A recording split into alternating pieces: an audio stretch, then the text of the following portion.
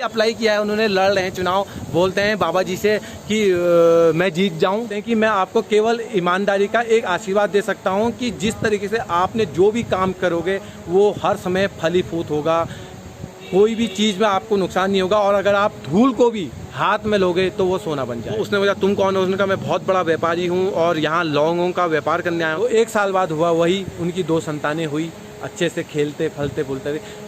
इत्तेफाके तन वही महेशी उनके घर से गुजरे। नीप करौरी बाबा जी, नीप करौरी बाबा जी, नीप करौरी बाबा जी, नीप करौरी बाबा जी, नीप करौरी बाबा जी, नीप करौरी।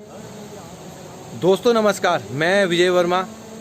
आज दोस्तों मैं बात करूंगा लोगों के सवालों के बारे में। लोगों को बोलते हैं कि देखो गुरुदेव का आशीर्वाद क्या चीज़ होती है और गुरु कृपा क्या होती है।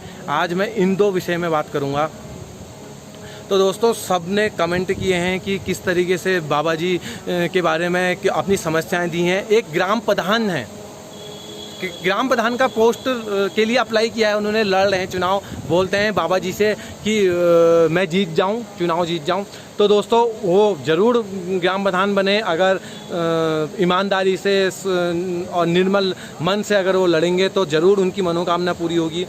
तो दोस्तों मैं बात करूँगा आशीर्वाद की। आशीर्वाद क्या चीज़ होता है। बहुत समय पहले एक व्यापारी हुआ करता था। तो व्यापारी का जब अंतिम समय आया तो उसने अपने बेटे को बुलाया, बेटे से कहा कि मेरे पास कोई जमा पूंजी नहीं है, मैंने ज़िंदगी भर ईमानदारी और अच्छे तरीके से सबका भरोसा जीतते हुए काम किया है। तो मैं आपको, अपने बेटे से बोलते हैं कि मैं आपको केवल ईमानदारी का एक आशीर्वाद दे सकता हूं कि जिस तरीके से आपने जो भी काम करोगे वो हर समय फलीभूत होगा, कोई भी चीज़ में आपको नुकसान नहीं होगा, और अगर आप धूल को भी हाथ में लोगे तो वो सोना बन जाएगा। तो दोस्तों पिताजी ने यही बोल के सर में हाथ रख के बेटे के हाथ रख के अंतिम सांसें छोड़ी। सांसें छोड़ने के बाद बेटे ने अंतिम संस्कार किया और एक रोड़ी, जैसे ठेला सब्जी बेचते हैं ना, वाला काम कर लिया। सब्जी अच्छी चलने लगी, फिर उसने एक छोटी सी दुकान ले ली। दुकान अच्छी चलने लगी, एक छोटी सी अच्छी तरीके से एक मॉडिफाई कर दिया। तो दोस्तों वो जब भी कोई उससे पूछता कि यार आप लोग इतने गरीब थे और आपने इस तरीके से काम किया, कैसे हुआ ये सब, तो वो अपने पिताजी की कहानी बता देता कि पिताजी ने बोला है, आशीर्वाद दिया है कि अगर तू धूल को भी हाथ में लेगा तो वो सोना बन जाएगी। तो यही बताते तो धीरे धीरे व्यापार और अच्छा चलने लगा। उसका गाँव में एक पक्का मकान हो गया। उसके बाद और व्यापार अच्छा चलने लगा तो उसका शहर में एक मकान हो गया और शहर में दुकान हो गई। फिर उसका और अच्छे से चलने लगा तो गिने चुने व्यापारियों में, सबसे बड़े सेठों में उसका नाम आने लग गया।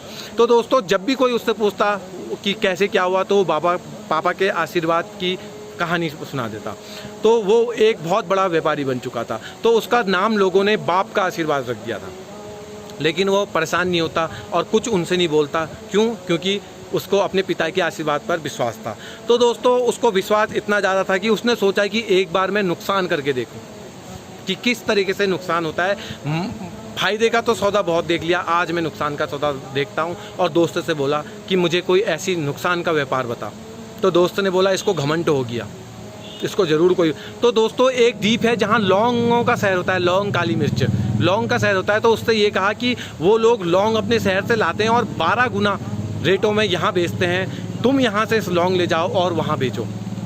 उसको ये सौदा अच्छा लगा। क्यों? क्योंकि मैं यहाँ से लौंग ले जाऊँगा और वहाँ जाके बेचूँगा, नुकसान ही नुकसान होगा। तो दोस्तों उसने ऐसा ही किया, जितना लौंग ले सकता था उतना लौंग लिया और जहाज़ों में भर के उस द्वीप में चला गया। द्वीप के उस बंदरगाह में जैसे ही वो उतरने के बाद उसने देखा कि एक आदमी जो वहाँ सुल्तान हुआ करता था, तो सुल्तान और पीछे से पूरी फौज लेके आ रहे हैं और उनके हाथ में छन्नी है, छाननी, मिट्टी छानने वाली, रेता छानने वाली।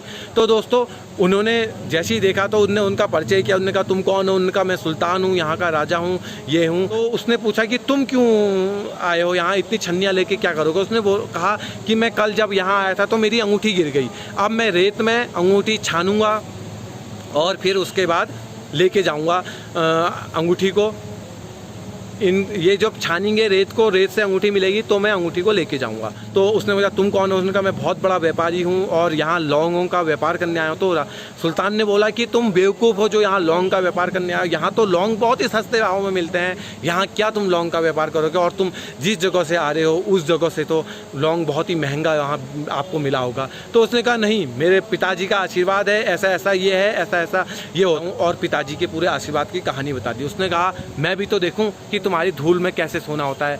तो उस व्यापारी ने मिट्टी रेत में हाथ डाला और एक मुट्ठी रेत उठा के उस राजा के सुल्तान के हाथ में रख दी। हाथ में जैसी रखी तो देखता क्या है कि उसकी जो अंगूठी है वो हाथ में उसके मिल जाती है। तो दोस्तों, तो वो जो सुल्तान होता है, सुल्तान बोलता है कि आज जो तुम लौंग लाए हो, बहुत खुश हो जाता है उससे, बोलता है कि आप जो तुम लौंग लाए हो ये लौंग आज मैं खरीदूंगा और तुम्हें मुंह मांगी कीमत दूंगा। तो दोस्तों वहाँ भी जो उसके पिताजी का आशीर्वाद था वो फलीभूत हो गया। तो जब आशीर्वाद जब फलता है ना तो कोई भी शक्ति, कोई भी बीमारी, कोई भी चीज़ उसको नहीं हटा सकती है।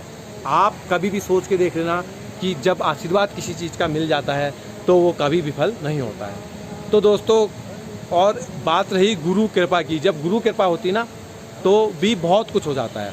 जैसे हम कृपा मांगने गुरुदेव से आते हैं यहाँ रोज़, कुछ समय तक मैं रोज़ आ रहा हूँ, आज भी आपको कैंची धाम के दर्शन कराऊंगा लास्ट में, आप देखिएगा।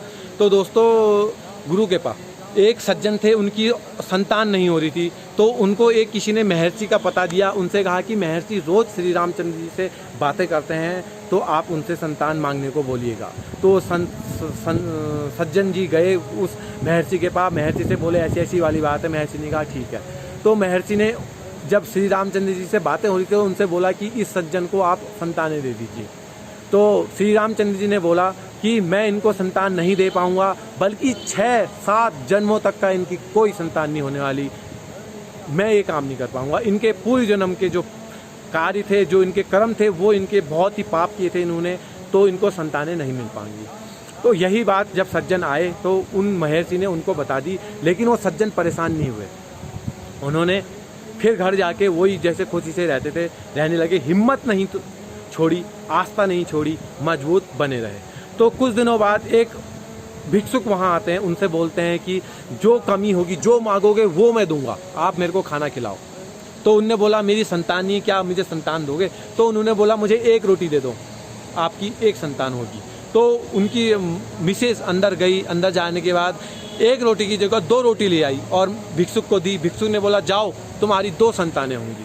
तो 1 साल बाद हुआ वही, उनकी 2 संतानें हुई, अच्छे से खेलते फलते फूलते थे। इत्तेफाक तन वही महर्षि उनके घर से गुजरने के बाद उन्होंने बोला कि ये बच्चे किसके हैं? तो सज्जन ने बोला कि ये बच्चे मेरे हैं। तो उनने बोला क्यों?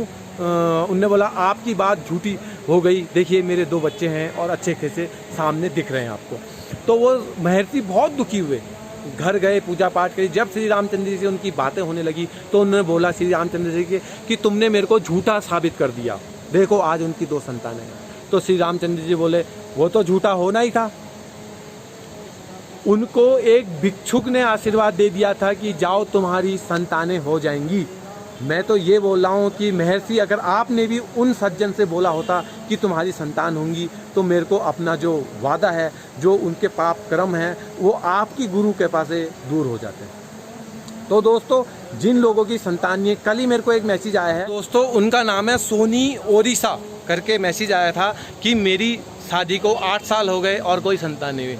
तो मैं उनसे अनुरोध करता हूँ कि आप गुरु का भक्ति बनाए रखिए, क्योंकि गुरु कृपा जब जिसके ऊपर हो जाती है ना तो कोई से कोई विपदा नहीं टल सकती। और वैसे भी नीम करोली बाबा जी जिसको आशीर्वाद दे देते हैं ना, उसके तो जन्मों जन्मों का पूरा कर देते हैं। ये साक्षात हुआ है। चमत्कार की घटना मैंने आपको अपनी पहली वीडियो में बताई है कि किस तरीके से रोज़ मेरे साथ चमत्कार होते हैं। रोज़ कुछ ना कुछ मैं मांगते रहता हूँ, कुछ ना कुछ मेरे को मिलते रहता है। अप्रत्यक्ष रूप में मिलते रहता है। जैसा कहता हूँ, ये छोटे मोटे कि आज मेरे को यहाँ जाना है, उसका फ़ोन आ जाए, ये आ जाए या ये हो जाए, छोटे छोटे काम तो बाबा जी करते रहते हैं। वो मैं आपको कभी बहुत समय अगर मेरे को याद आते रहा तो मैं आपको बताते रहूँगा। तो दोस्तों, वीडियो वॉच करने के लिए बहुत बहुत धन्यवाद। अगर आप चैनल में नए हैं तो चैनल को सब्सक्राइब कर दीजिए, बेल आइकन दबा दीजिए। मिलते हैं किसी अन्य वीडियो में, तब तक के के लिए नमस्कार।